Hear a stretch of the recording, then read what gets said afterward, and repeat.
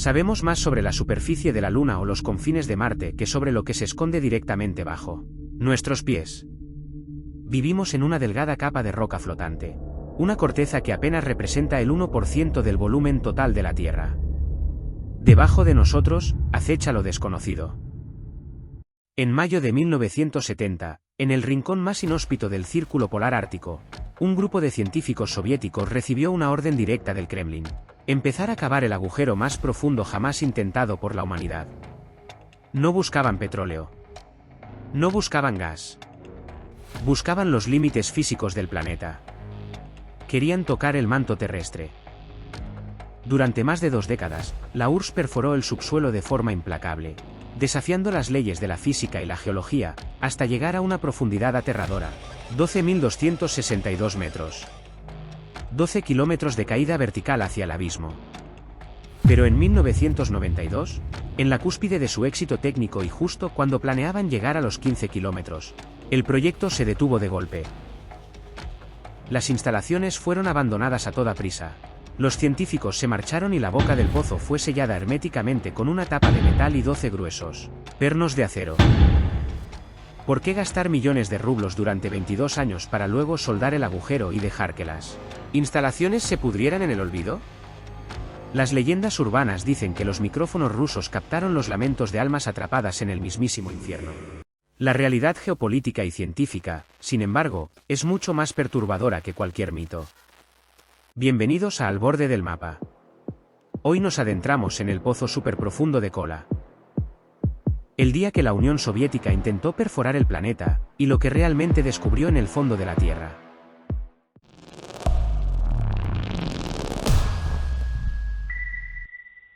Para entender por qué la URSS se obsesionó con cavar este abismo, debemos retroceder a los años 60. El mundo estaba sumergido en la Guerra Fría. Estados Unidos y la Unión Soviética competían en cada frente imaginable: la carrera nuclear, la carrera armamentista, por supuesto, la carrera espacial. Todo el mundo recuerda el momento en que el hombre pisó la Luna.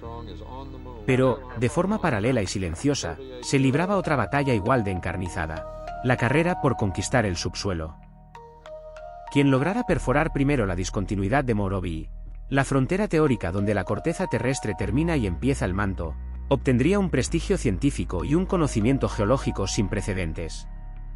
Los estadounidenses dieron el primer paso en 1961 con el proyecto Moole frente a las costas de Guadalupe, México. Intentaron perforar desde el lecho marino porque ahí la corteza es más delgada. Sin embargo, el proyecto fue un fracaso rotundo debido a los costos astronómicos y a las corrientes del océano. Terminó cancelándose por falta de presupuesto. Al ver el tropiezo de su rival, Moscú vio su oportunidad de oro. El Consejo Científico de la URSS decidió que ellos no perforarían en el océano, sino en tierra firme. Eligieron la península de Kola por una razón puramente geográfica y geológica: el escudo báltico. En esta zona del planeta, debido a la erosión glacial de millones de años, las capas superiores de roca sedimentaria habían desaparecido, dejando expuesta la corteza continental pura de la Tierra de hace miles de millones de años. Cavar aquí era como leer las páginas más antiguas de la historia del planeta. El 24 de mayo de 1970, coincidiendo con el centenario del nacimiento de Lenin, la gigantesca estructura de perforación Uralmas-4E comenzó a devorar la roca. Los ingenieros soviéticos avanzaban con una confianza ciega, convencidos de que sus modelos geológicos teóricos eran perfectos. No tenían idea de que, a medida que se adentraran en la oscuridad de la Tierra, la física y la geología que creían dominar iban a colapsar por completo.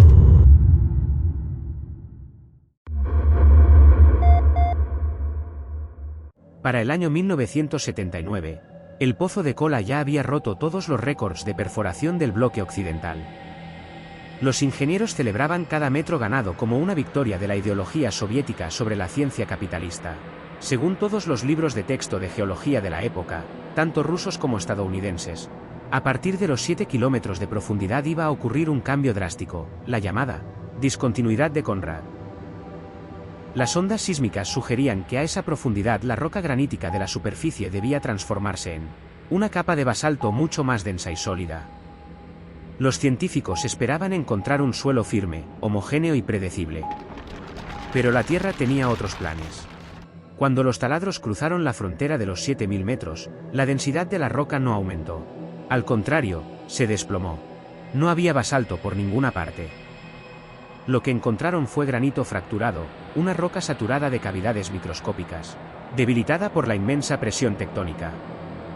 Los modelos teóricos en los que se basaba toda la geología moderna acababan de quedar en ridículo. Al no haber basalto, la roca se comportaba de una manera completamente imprevista. A esas profundidades, bajo el peso de kilómetros de corteza, el granito ya no actuaba como una piedra sólida. Se comportaba más bien como un plástico denso o un vidrio a punto de derretirse. Cada vez que la broca avanzaba, la tremenda presión cerraba el agujero casi de inmediato detrás de ella, atrapando los tubos de perforación en un abrazo mortal. Pero el verdadero golpe de gracia para las teorías soviéticas fue la temperatura.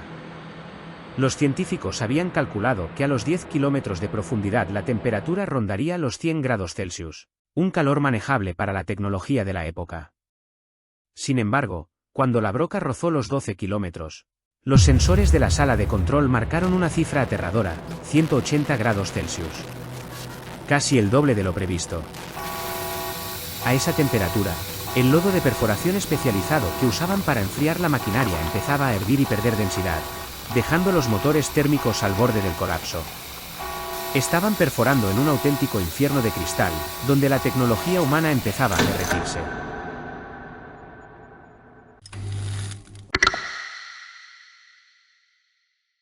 Si el calor y la roca plástica no fueran suficientes para desconcertar al equipo del escudo báltico, el subsuelo les tenía guardada la sorpresa más inexplicable de todo el proyecto.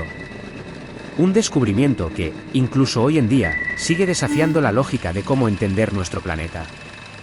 A más de 9 kilómetros de profundidad, donde se suponía que la presión compactaba la materia al punto de hacer imposible cualquier espacio vacío, los taladros soviéticos encontraron agua. No estamos hablando de humedad o de rocas ligeramente mojadas. Los ingenieros reportaron corrientes de agua caliente, un flujo constante de lodo líquido cargado de minerales que brotaba desde las profundidades del pozo. ¿Cómo era posible que existiera agua líquida a esa profundidad y bajo una presión de miles de atmósferas? La respuesta obligó a reescribir la historia de la corteza terrestre. A diferencia del agua de la superficie, que se filtra desde la lluvia o los océanos, este líquido atrapado a kilómetros bajo el permafrost ártico jamás había visto la luz del sol. Era agua primordial. Los científicos descubrieron que los átomos de hidrógeno y oxígeno estaban incrustados directamente en la estructura cristalina de los minerales profundos debido a las presiones extremas. Con el constante movimiento de las fallas tectónicas, estos minerales eran literalmente exprimidos, como una esponja, liberando el agua y forzándola a subir a través de las microfracturas del granito. Junto con el agua, el pozo empezó a eructar cantidades masivas de gases. Helio, hidrógeno, nitrógeno e incluso dióxido de carbono inundaban los ductos de escape. Pero lo que realmente encendió las alarmas de los científicos fue el metano. El pozo de Kola estaba liberando concentraciones tan gigantescas de este gas inflamable que el abismo, literalmente, hervía desde el interior. Los ingenieros operaban sabiendo que una sola chispa en la boca del pozo podía causar una explosión catastrófica que destruiría la torre Uralmas por completo.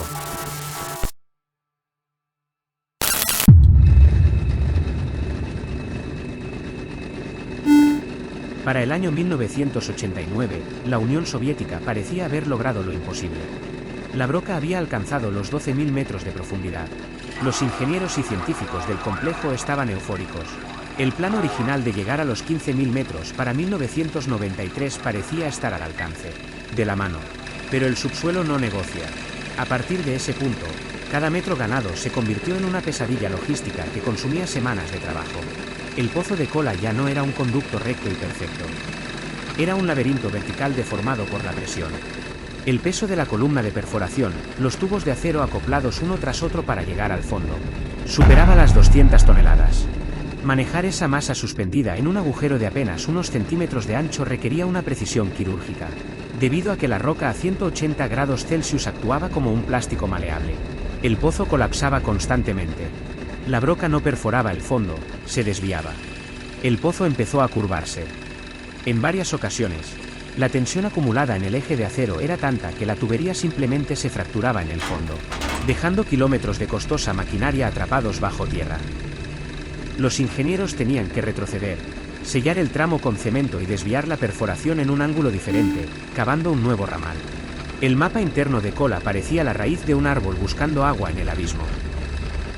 En 1992, tras docenas de intentos por romper la barrera de los 12 kilómetros y con el colapso financiero y político de la Unión Soviética ocurriendo en la superficie, el motor térmico se detuvo por última vez. La broca se había plantado en los 12.262 metros. La física, la temperatura y la caída de un imperio habían levantado un muro infranqueable. El taladro más potente del planeta no pudo avanzar un solo centímetro más.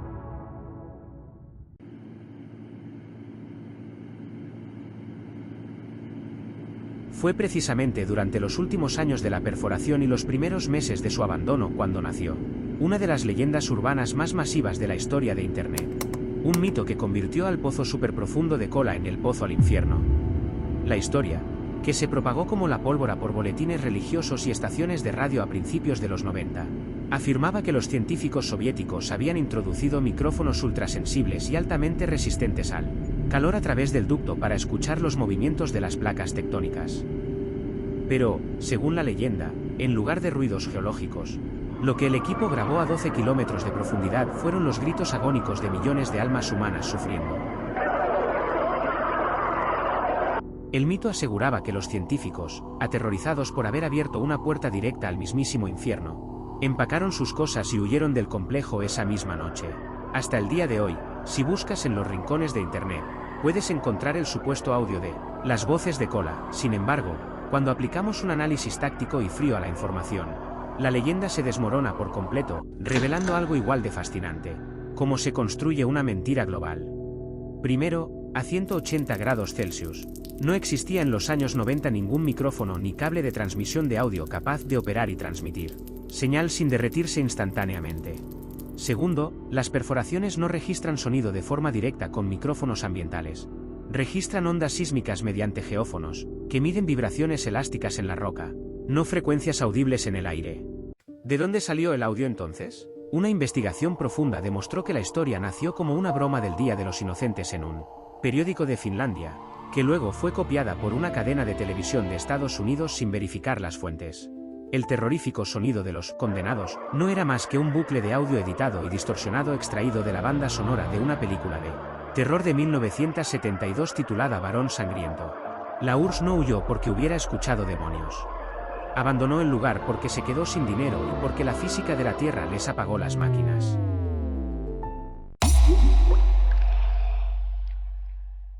Hoy en día, las ruinas del complejo científico de Kola se alzan como un monumento oxidado y fantasmal en mitad del paisaje ártico. Cualquiera que camine entre los escombros de los viejos laboratorios soviéticos pasará de largo sin notar que, bajo una pesada tapa de metal soldada al piso y cubierta de herrumbre, se esconde el abismo más profundo creado por nuestra especie. El pozo superprofundo de Kola nos dejó una lección geopolítica y científica invaluable. La Tierra no es un objeto pasivo esperando a ser conquistado. La geografía y la física imponen fronteras tridimensionales absolutas que la tecnología humana, por más avanzada que sea, no puede cruzar a la fuerza. Los rusos pasaron 22 años perforando de forma implacable, y sin embargo, esos 12.262 metros apenas representan un rasguño superficial. Es el equivalente a haber penetrado apenas el primer tercio de la cáscara de una manzana. El manto, el núcleo y los verdaderos secretos de las profundidades siguen estando completamente fuera de nuestro alcance, resguardados por presiones destructivas y temperaturas que pulverizan el acero. Kola no abrió las puertas del infierno bíblico, pero sí desnudó las limitaciones de nuestra civilización. Nos recordó que somos habitantes de la superficie, pasajeros de una delgada capa de roca firme, flotando sobre un océano de magma inexplorado que dicta las reglas del juego. Si este viaje táctico a las profundidades de la Tierra te apasionó, no olvides darle un buen me gusta al vídeo y suscribirte al canal para no perderte los próximos mapas que analizaremos en el canal. Déjame en los comentarios, si tuviéramos la tecnología para soportar el calor, ¿crees que la humanidad debería seguir excavando, o es mejor dejar los secretos del planeta bajo llave? Nos vemos en la próxima frontera, aquí, al borde del mapa.